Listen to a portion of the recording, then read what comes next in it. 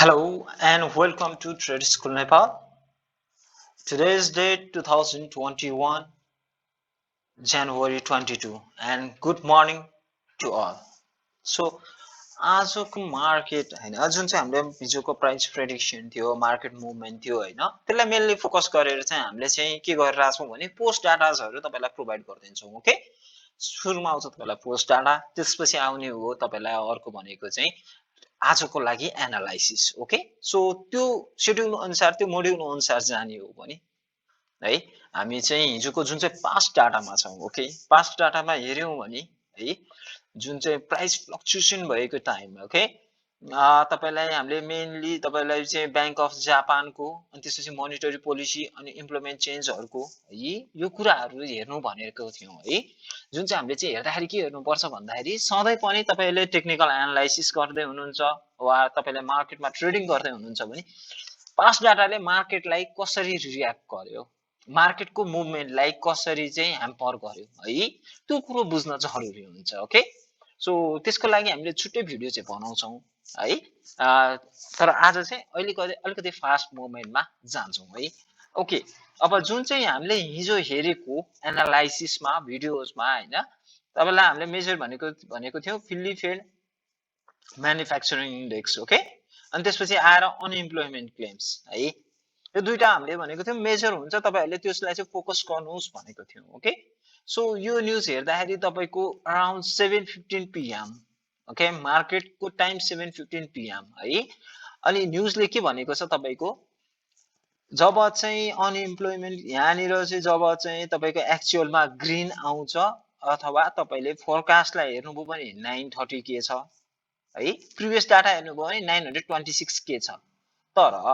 जुन चाहिँ actual data छ एक्चुअल डाटा कति आएको रहेछ 900 के आएको छ ओके 9 लाख भनौं है के भनेको 1000 हुन्छ त्यो भएर 9 लाख है 9 लाख जनाले चाहिँ अनइम्प्लोयमेन्ट बेरोजगार भत्ताहरु चाहिँ क्लेम गर्यो यो हप्ता तर प्रिभियसली हप्ता कति थिए 9,26,000 थिए एक्सपेक्टेसन के थियो बढेर आउँछ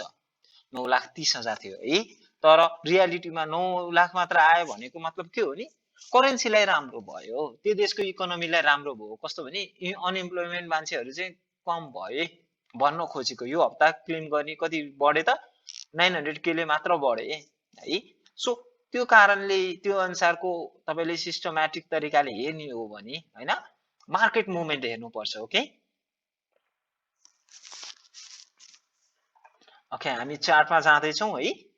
मेनली चाहिँ अहिले चाहिँ तपाईको चाहिँ बाइ छ करेन्टली मुभमेन्ट हामीले अहिले एनालाइसिस प्रोवाइड गर्न मिलिरहेको छैन है किनकि हामी यो भिडियोमा छौं सो मेनली चाहिँ हामी पछि एनालाइसिसको भिडियोजहरु तपाईहरुलाई अपलोड गर्दिन्छु सक्सेसम्म चाँडो ओके सो 1 आवर्सको हेरौं है 1 आवर्स भन्दा नि 15 मिनेट्स हेरौं ओके अलिकति क्लियर इन्फर्मेसन हुन्छ है 15 मिनेट्समा चाहिँ हामीले टाइमलाइन कहाँ राख्यौं इन्डियन टाइम फ्रेममा राख्यौं ओके किनकि हामीलाई त नेपालीसँग मिलाउनु छ नेपाली टाइम यहाँ पाइँदैन त्यही भएर हामीले इन्डियन टाइम 5:30 चाहिँ इन्डियन टाइम हुन्छ है कलकत्ता सो हाम्रो यहाँनिर तपाईको चाहिँ के हुन्छ हाम्रो यहाँ 5:45 भएपछि इन्डियामा 5:30 हुने भयो हैन सो त्यो कन्सेप्टलाई चाहिँ तपाईले आइडियोलोजी अनुसार जानुभयो भने 7:15 भनेको कति भयो त नेप्लिस टाइममा 7:30 ओके 7:30 सो हामीले चाहिँ यो टाइम फ्रेमलाई जुन चाहिँ यो डाउनमा देख्नुहुन्छ यहाँनिर होभर हुँदाखेरि देख्नुहुन्छ है 7:30 को ओके 7:30 मा चाहिँ हेर्नुस् 21 तारिक 7:30 ओके 6-7 भनेको 19 है ओके 19-15 ओके यो मुभमेन्ट हेर्नुस् त ओके म देखाइदिन्छु है अलिकति क्लियर गर्दियौ है हजुरहरुलाई ओके दिस प्राइस मुभमेन्ट हेर्नुस् त मार्केट फ्लक्चुएसन कति छ ठुलो प्राइस फ्लक्चुएसन भयो नि यो प्राइसमा है ओके यो भनेको चाहिँ के भयो नि तपाईको चाहिँ मार्केटमा चाहिँ न्यूजले गरेको इम्प्याक्ट है त्यो तरिकाले बुझौं ओके हामीले चाहिँ जुन चाहिँ हेरिरहेको थियौ हिजो न्यूजले गरेको इम्प्याक्ट तपाईको कति सरी कतिको इम्प्याक्ट भयो तपाईको यो है न्यूजले गरेको इम्प्याक्ट 7:15 को ओके 7:15 भनेपछि यो न्यूजको इम्प्याक्ट भयो ओके यो दुईटा न्यूजको इम्प्याक्ट भयो है अनि मार्केटले के गरेको रहेछ त भन्दाखेरि न्यूज आयो मार्केट बढिरहेको थियो है okay I will use brush है ब्रश युज गरी मार्केट बढिरहेको थियो हेर्नुस् त है प्राइसिङमा यहाँ सपोर्ट लिइरहेको थियो मार्केटले तर न्युज आइदियो न्युज आएपछि के भयो सेन्टिमेन्ट सेल भन्ने भयो सेल भयो तर के भयो क्विकली बाई भयो अब यो क्विकली बाई चाहिँ किन भयो त भन्दाखेरि मेजरली चाहिँ मार्केटले सपोर्ट रेसिस्टेन्स हेरिरहेको हुन्छ है यदि कुनै न्युजले प्राइस फल गरेर आएको रहेछ भने सर्टेनली टाइम चाहिँ के भइदिन्छ मार्केटमा चाहिँ मान्छेहरू बायर मुभमेन्टमा बायरको सोचै छ भने पनि स्टिल बायरको सोच छ है मान्छेले चाहिँ बाई गर्न खोजिरहेछ अझै भन्न खोजेको हो क्या गोल्ड है तपाईको चाहिँ के छ बायरहरू चाहिँ स्ट्रङ छ अझ यो प्राइसमा चाहिँ बाई गरिरहेको छ भनेर भन्न खोजेको हो मार्केटले ओके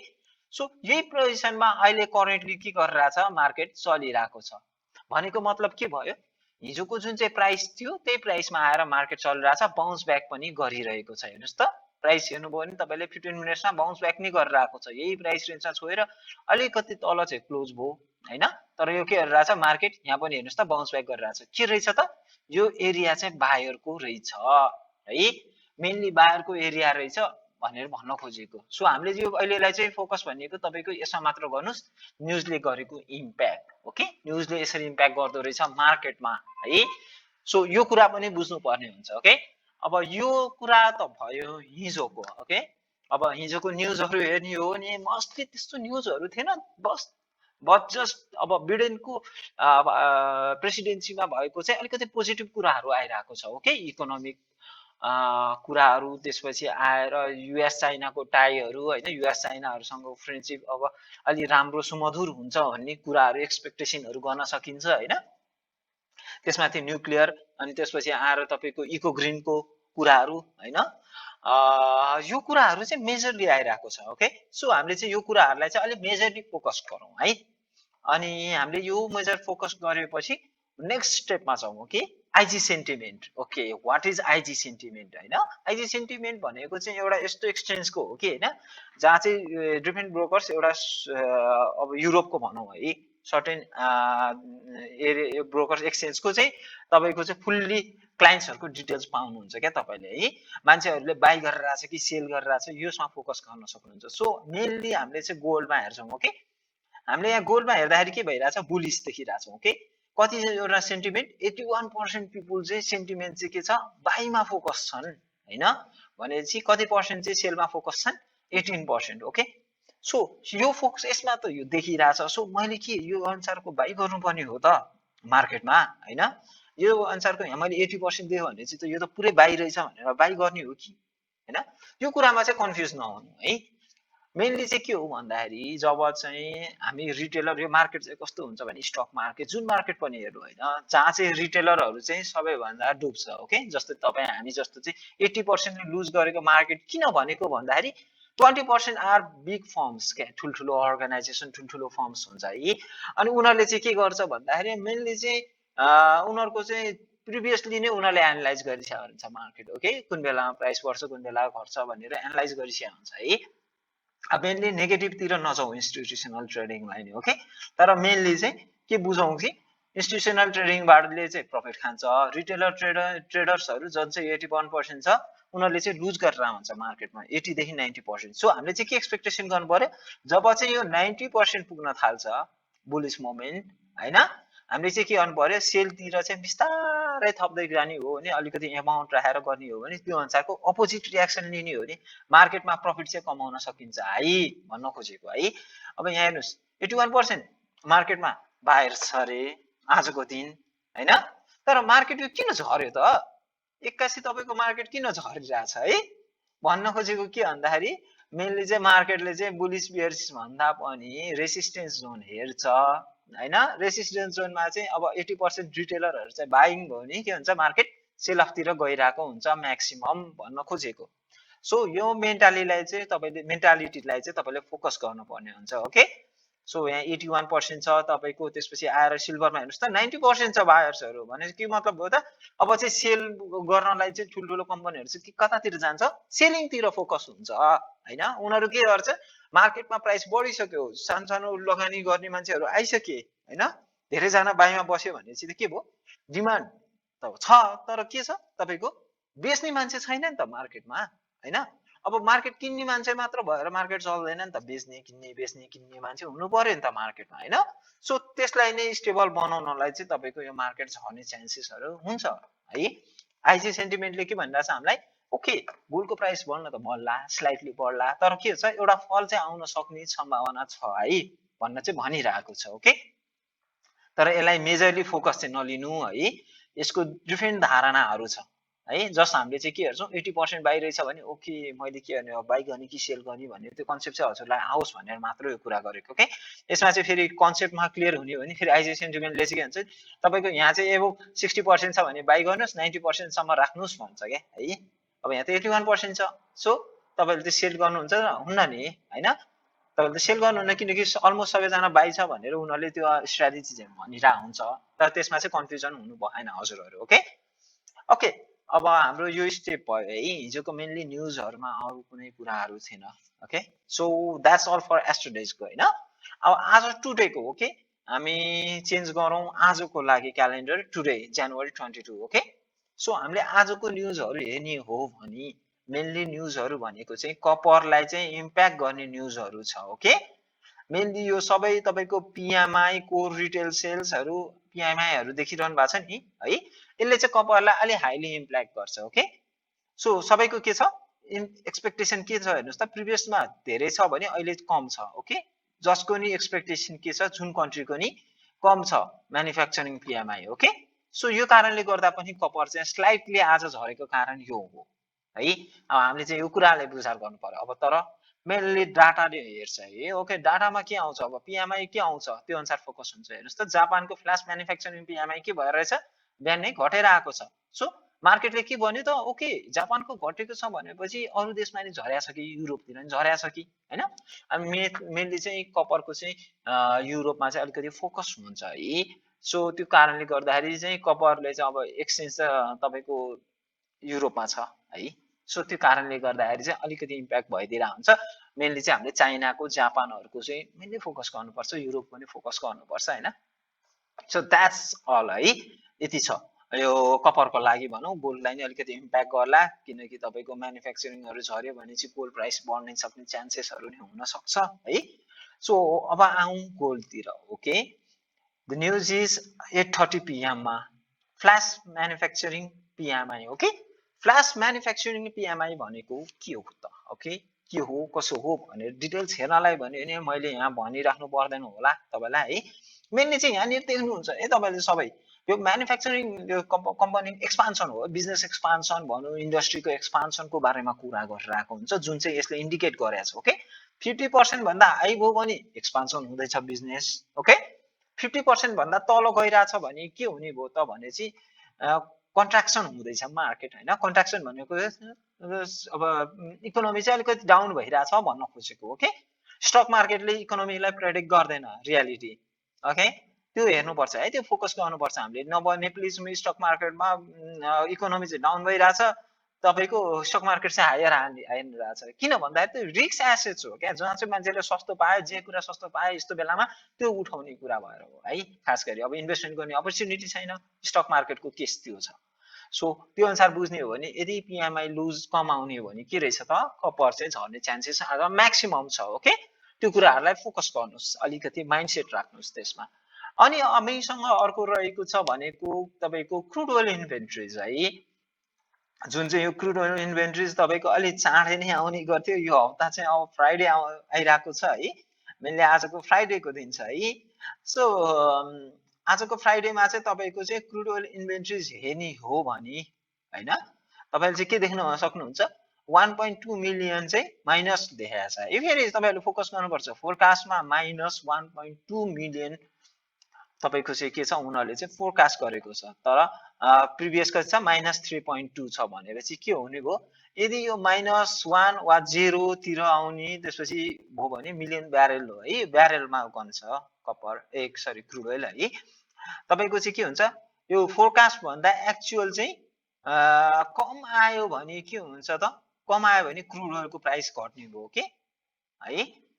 फोरकास्ट भन्दा यहाँ माइनसमा आछ तर यहाँ प्लस आयो भने के भयो, इन्भेन्ट्री बढेपछि त के भयो तपाईको, तपाईसँग सपोज यसलाई म अलिकति राम्रोसँग बुझाइदिन्छु। ओके, तपाईसँग सपोज तपाईले ओके केही सामानको डिलरशिप खोल्नु भयो ओके चौचौको ओके वाइवाईको डिलरशिप लिनु भयो ओके वाइवाईको डिलरशिप लिँदाखेरि तपाईको के भयो तपाईको सेल्स 100 के 1 लाख चाहिँ सेल्स भइरहेको थियो अनि इन्भेन्ट्री के भइरहेछ तपाईको सेल्स त भइरहेछ तर इन्भेन्ट्री के भयो बढ्यो रे यो महिना इन्भेन्ट्री बढेको मतलब के हो तपाईको इन्भेन्ट्री भयो तपाईसँग चाहिँ इन्भेन्ट्री धेरै बढ्यो भनेको मतलब के हो त तपाईको ओके सेल्स राम्रो छैन भनेर इन्डिकेट गर्छ नि हैन तपाईले प्रोडक्ट त एउटै भोल्युममा लिइरहनु भएको छ तर के भन्छ इन्भेन्ट्री त बढिरहेछ भनेको मतलब के हो तपाईको इन्भेन्ट्री बढ्ने बित्तिकै के भयो तपाईको सेल्स राम्रो छैन भन्ने बुझ्छ सामान्य सामान भइरहेपछि के हुन्छ सेल्स राम्रो भएको छैन भनेर बुझ्न सकिन्छ र सेल्स नराम्रो भएपछि के भयो अलिक कम्पनी खस्किने हो त्यसै गरी डलर पनि त्यही हिसाबले खस्किन्छ है क्रुड ओइल भनौँ है डलर भन्दा नि क्रुड ओइल भनौँ क्रुड ओइल के हुने भयो पैसा खस्किने भयो किन भन्दाखेरि स्टोरेज धेरै भयो स्टोरेज धेरै हुने बित्तिकै पैसा खस्ने भयो त्यो तरिकाले हुन्छ है ओके आजको लागि यो तरिकाहरू हेर्नुहोस् हैन अनि पिभट पोइन्टको लागि चाहिँ तपाईले कमोडिटिजमा गएर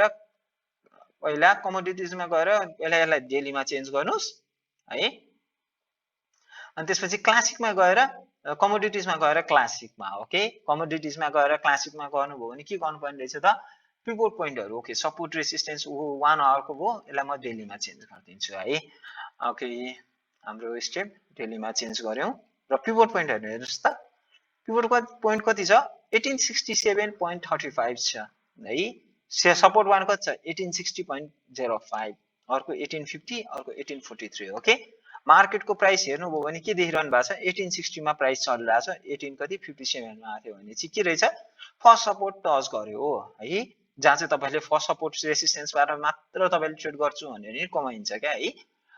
तर लङ टर्म भिजन चाहिँ हुनु पर्यो है त्यो कारणले गर्दाखेरि 1860 मा चाहिँ तपाईले चाहिँ के गर्न मिल्ने रहेछ बाइ गर्न मिल्ने रहेछ 1850 मा बाइ 1843 मा बाइ हैन अब सपोर्ट रेसिस्टेन्स हेरेर मात्र है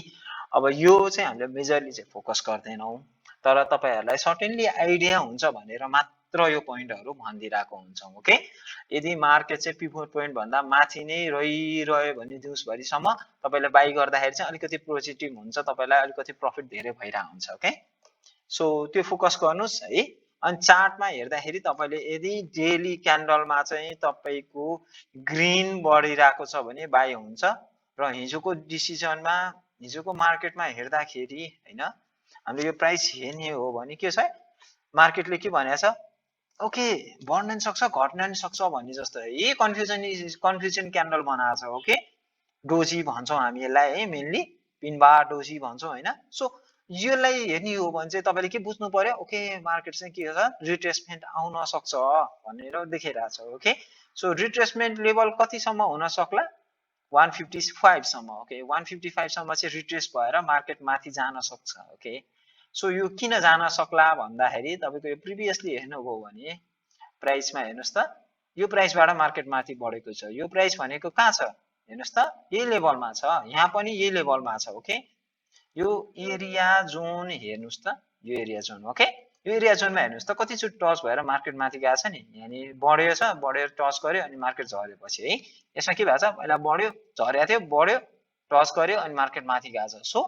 के गरिरहेको छ यसले चाहिँ सपोर्ट लिइरहेको छ यसले सपोर्ट लिएर के गर्दैछ मार्केट चाहिँ रिट्रेस भएर फेरि मार्केट जान सक्ने चाहिँ चान्स छ भन्न खोजेको ओके सो एउटा बाइ लिनु हुनुहुन्छ भने 5758 तिर बाइ लिएको राम्रो अथवा 63 बाट माथि 65 बाट माथि क्रस गरेपछि बाइ लिएको राम्रो आजको लागि गोल्डको है यसको एनालाइसिसको बारेमा डिटेल नलेज चाहिँ हामी एकछिनपछि प्रोवाइड गर्छौं जस्ट अहिले चाहिँ यो पोस्ट एनालाइसिस हो अनि न्यूजहरुको बारेमा कुरा गर्नलाई मात्र हो है अब गोल्डको फोरकास्ट चाहिँ के छ एक्चुअलमा न्यूज प्लस तपाईको टेक्निकल एनालाइसिस चाहिँ हामी सर्टेन टाइम पछि प्रोवाइड गरिदिन्छौं हजुरलाई ओके हस् त अहिलेलाई यति नै गरौँ है will meet you at another video stay tuned and thank you है अनि सेफ ट्रेड गर्नुस् धेरै लट नगर्नु होला